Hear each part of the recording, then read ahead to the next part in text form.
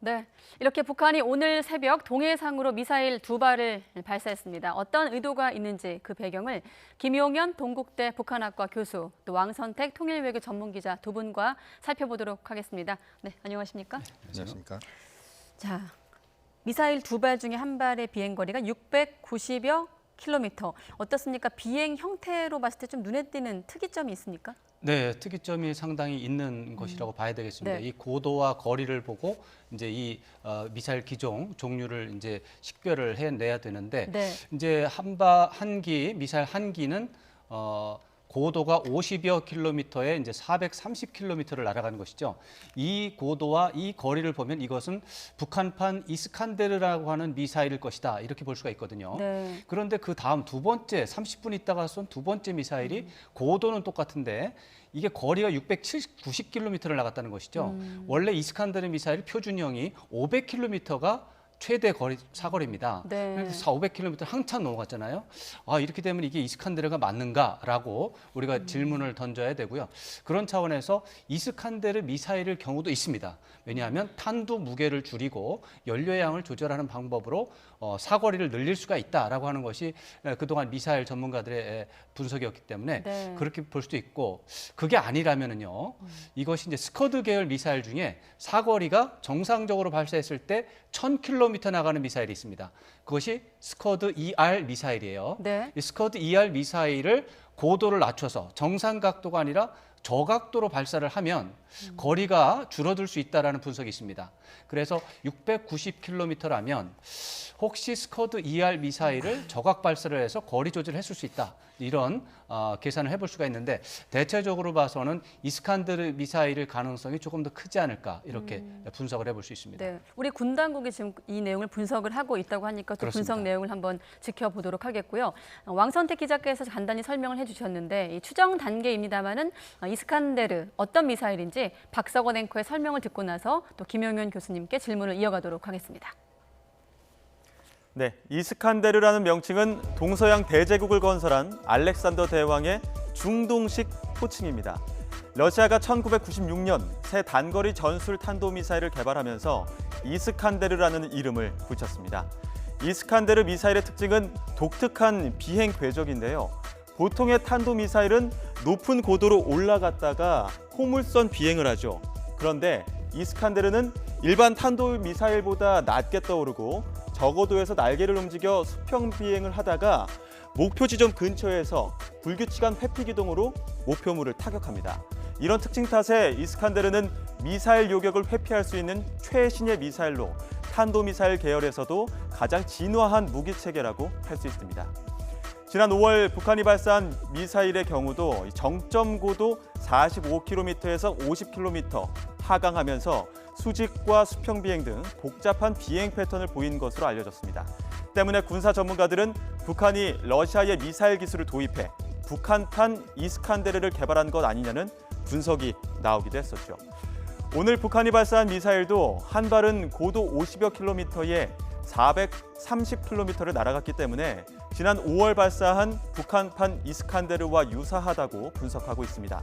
그리고 나머지 한 발은 이례적으로 이 고도에 무려 14배를 날아갔습니다. 또 다른 신무기 가능성이 주목되는 부분이죠. 특히 현재 우리 군이 구축 중인 한국형 미사일 방어 체계의 경우 미사일이 정점 고도에서 하강할 때 요격하는 하층 방어 시스템입니다. 미사일의 고도가 높거나 하강 속도가 느리면 그만큼 요격이 쉬워지는데 이 북한판 이스칸데르는 낮은 고도에서 비행 패턴이 복잡하기 때문에 그만큼 요격이 어렵죠. 게다가 고도 50km 이상의 탄도미사일을 잡는 사드도 그 밑으로 비행하는 이스칸데르는 요격하기 쉽지 않다는 분석이 있는데요. 우리 군의 대응에도 전술적인 변화가 불가피하다는 지적이 나오는 이유입니다. 네, 박석원 앵커를 통해서 어떤 미사일의 재원은 이 정도 짚기로 하고 이제 관건은 왜 발사했을까 네네. 의도를 분석하는 건 아니겠습니까? 네네. 지금 보면 지난번 판문점 회동 당시에 북미 정상 간 약속했던 시점이 2, 3주 안에 재개될 것이다. 실무회담. 보수적으로 실무회담. 3주를 잡아도 지금 시점이 지나간 거예요. 지금 4주째입니다. 네, 그런 협상은 열리지 않고 미사일을 발사한 의도 어디에 있다고 네. 보십니까? 지금 이제 질문에 저는 한편으로 답이 있다고 봅니다. 다시 말씀드리면 네. 북한이 왜 이 시점을 택했느냐 하는 건데요. 결국 미국과의 실무회담에 대해서 북한이 상당히 미국에 대한 불만을 간접적으로 표현하고 있다. 또 미국과 트럼프 대통령과 김정은 위원장의 지난 판문점 회동 이후에 실무회담의 개최를 북한이 적극적으로 촉구하는 그런 차원에서의 군사적인 저강도 무력 시위다. 우선 그렇게 볼 수 있을 것 같고요. 네. 또 하나는 지금 한미 군사훈련이 지금 8월 초에 지금 예정돼 있습니다.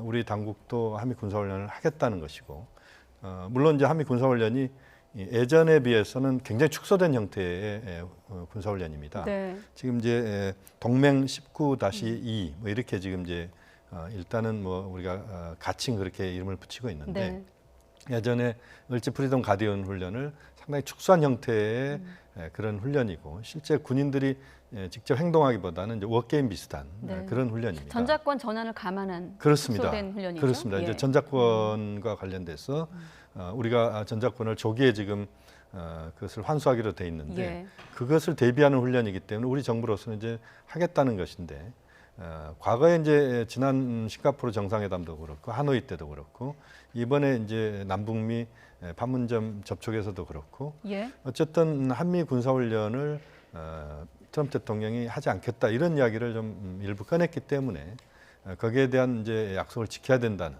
그런 차원의 반발이 지금 계속 있어 왔습니다. 그래서 엊그저께 그 잠수함 새로운 잠수함도 북한이 공개를 했거든요. 물론 김정은 위원장의 시찰하는 그렇습니다. 모습. 전체 예. 공개를 한 건 아닙니다만 그 재원을 확인하기 어렵게 사진을 찍어서 그 부분만 보여주는 나름대로 북한은 한편에 시위를 하고 능력을 보여주는 간접적인 능력을 보여주는 그런 행동을 했습니다.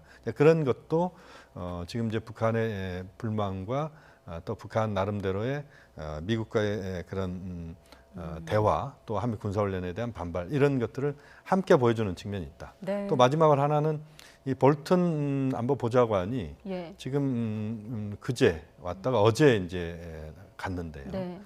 그 시점과 대체로 전후로 치면은 그 잠수함을 보여준 게 볼튼 보좌관 오기 직전에 보여줬고 또 오늘 미사일 발사는 볼튼 보좌관이 미국을 향한 직후에 보여주는 뭐 그걸 통해서 어쨌든 트럼프 대통령에게 시위를 하는 그런 모습을 보임으로써 북한이 미국에 끌려가지 않겠다.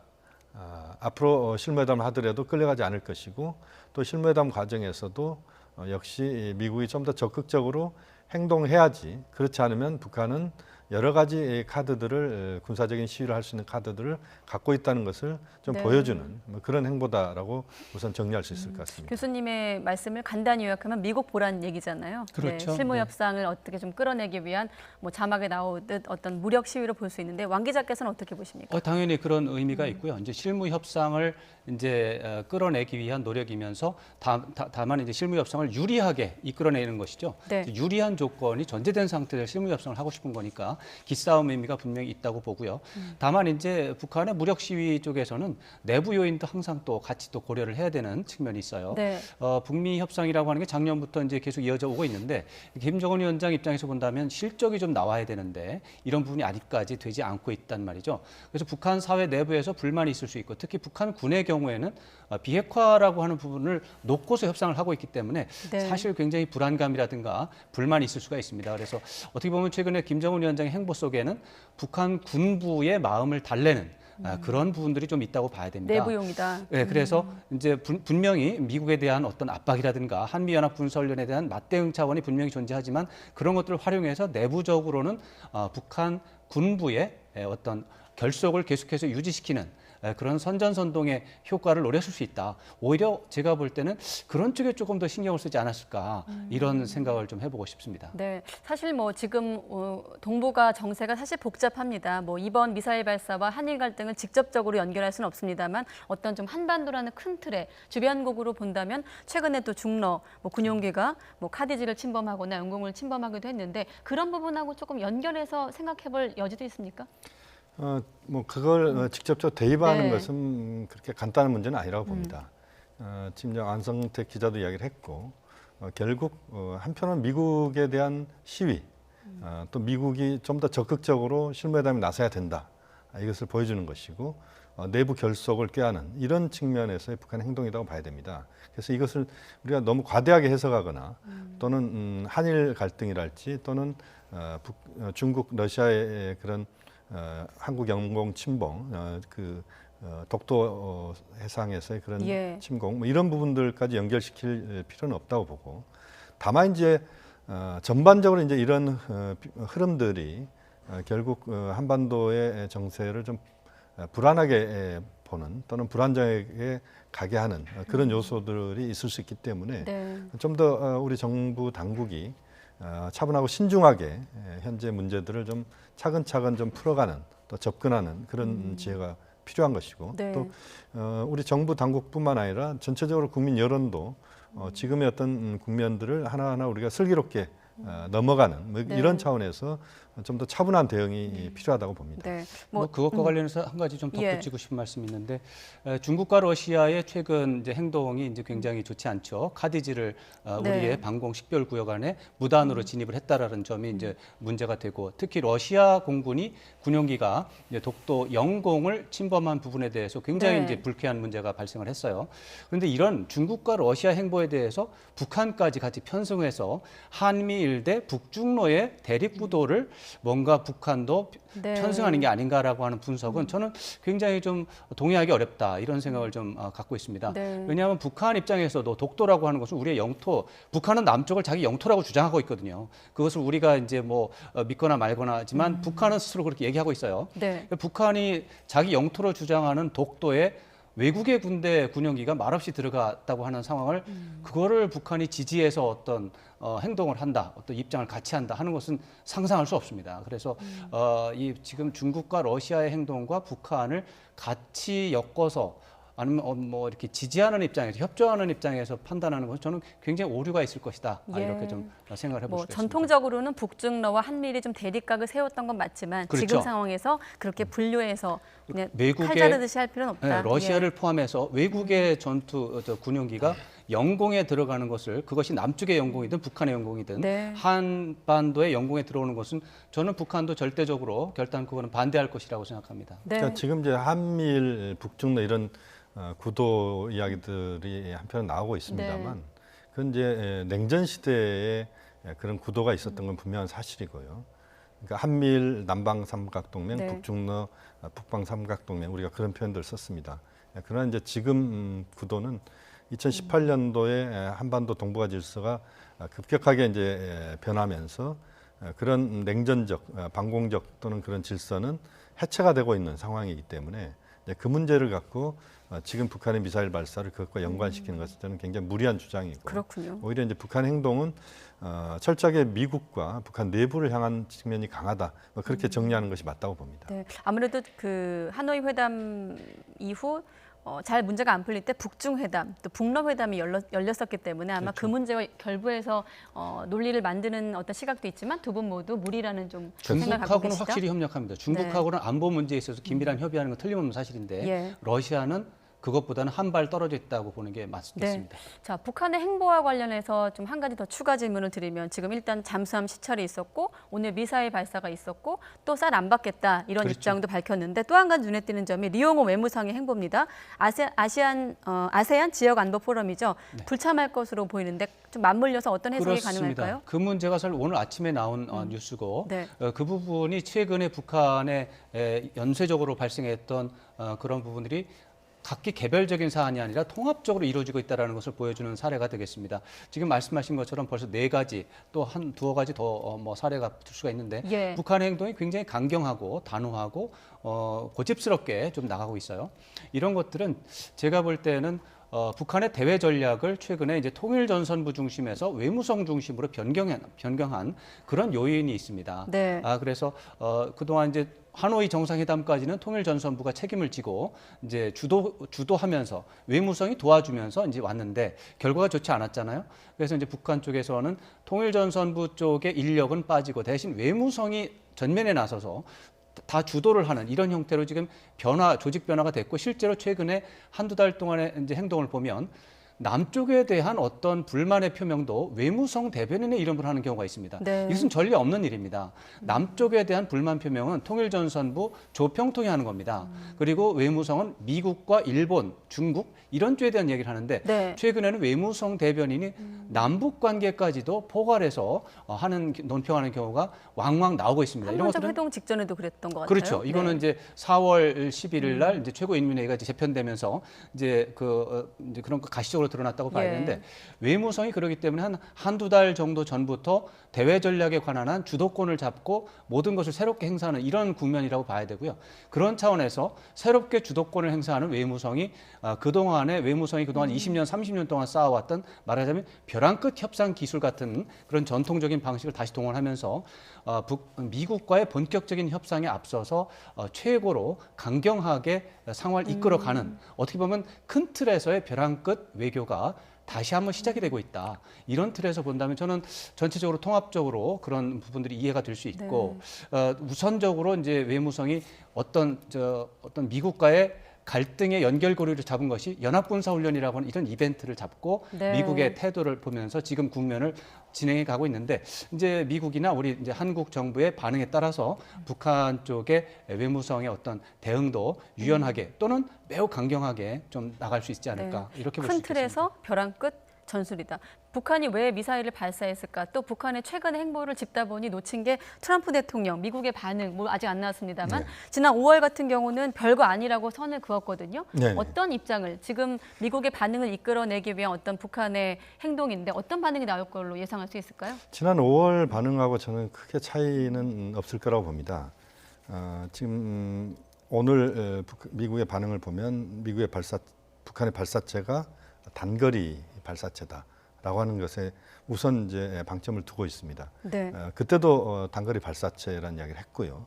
미국은 북한의 이러한 저강도 무력 시위가 그것이 미국과의 어떤 각을 세워서 미국이 거기에 되받아치는 모습으로 갔을 때 오히려 북한의 의도에 말려든다는 그런 판단을 하고 있는 것입니다. 그렇기 때문에 트럼프 정부는 지금 상황을 좀 더 낮은 수준에서 예. 보고 있는 것이고 지금 북한의 단거리 미사일 발사가 한반도의 어떤 상황을 급반전시키거나 또는 위기 상황을 끌고 가는 것은 아니다.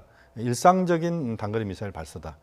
대체로 보면 각국의 미사일 발사를 우리가 주목할 때는 단거리 미사일 발사는 군사훈련의 일환으로 대체로 우리가 용인하는 분위기가 전반적인 국제사회의 어떤 군사 부분의 대응입니다. 예. 북한도 지금 아마 하계 군사훈련의 일환으로 미사일 발사를 했을 것이다 이렇게 볼 수도 있기 때문에 그 부분을 갖고 너무 그 침소봉대에서 지금 북한의 미사일 발사를 너무 심각하게 보거나 또 거기에 대해서 그 부연 설명을 너무 강하게 했을 경우에는 네. 오히려 북한에게 끌려가는 그런 차원에서의 미국은 상당히 조심스럽고 신중하게 지금 접근을 하고 있다. 뭐 그렇게 봐야 될 것 같습니다. 네, 침소봉대할 필요는 없다. 그렇습니다. 이런 말씀이 들어왔고요. 근데 이 부분은 어떻습니까? 지금 보면 우리 정부는 쌀 지원을 통해서 남북 관계 좀 돌파구를 열어보겠다라는 어떤 구상을 갖고 있었는데 만약에 전화 위복의 측면에서 본다면 좀 위기를 기회로 삼는다라는 측면에서 보면 어떤 기회가 될 수 있을까요? 지금 현재로서는 전화 위복의 계기를 마련하기 위해서 노력하기보다는 달라진 환경, 지금 이제 국면이 변경이 네. 됐습니다. 조금 전에 말씀드린 대로 북한에 있어서는 통일전선부라고 하는 이제 집단이 조직이 모든 대외 협력에 대한 것들을 이제 주도하면서 그 통일전선부가 원래 이제 남쪽하고도 이제 교류를 하는 그런 부분이 있었기 때문에 네. 그런 속에서 사실 한국 정부의 남쪽의 의견이 반영이 되는 측면도 있었거든요. 그렇지만은 외무성이 주도권을 잡은 상태 속에서는 한국 남쪽 정부의 의견이 반영되거나 남북 관계 속에서 어떤 긍정적인 영향을 미친다고 하는 것은 당분간 어려울 것이다. 이렇게 좀 봐야 될 것 같습니다. 상황이 어려울 때 그때 또 뭐 철문을 계속해서 두드리는 것은 손만 부러질 수 있겠습니다.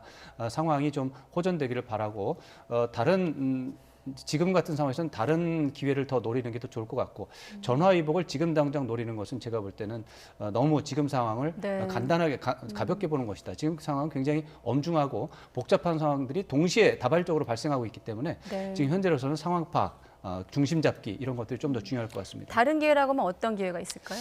글쎄 뭐 이제 북한이 외무성 중심으로 대외 정책을 주도를 한다고 볼 때 네. 실제적으로 북한 혼자서 모든 것을 판단할 수는 없습니다.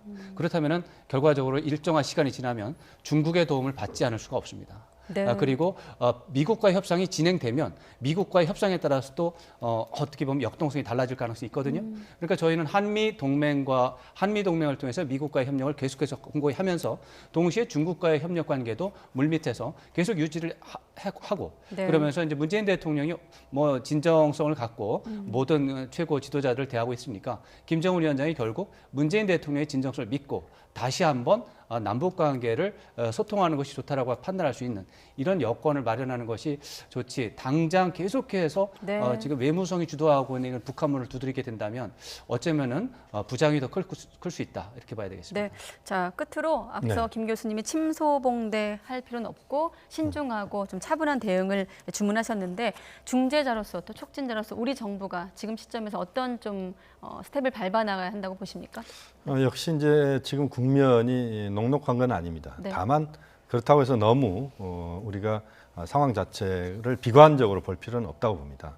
오히려 지금의 국면들을 좀 더 적극적으로 우리가 해석해 본다면 비가 온 뒤에 땅이 굳어질 수 있는 그런 상황들을 우리가 반전의 계기로 만들 수 있다. 또 네. 지금 상황들을 그렇게 너무 그 고정적인 측면을 볼 필요가 없기 때문에 좀 더 미국과의 협력, 또 한중 간의 협력, 또 남북 간에도 저는 충분한 대화를 할 수 있는 통로들을 우리가 갖고 있기 때문에 그런 대화를 통해서 국면들 좀 관리하고 또 하나 중요한 것은 상황이 더 악화되지 않도록 하는 그런 관리도 매우 중요하다고 봅니다. 네. 그렇게 보면 우리의 관리 능력과 또 주변국가의 어떤 협력을 통해서 지금의 국면들을 좀 안정적으로 돌파하는 이런 능력을 정부가 보여줘야 된다고 봅니다. 네, 알겠습니다.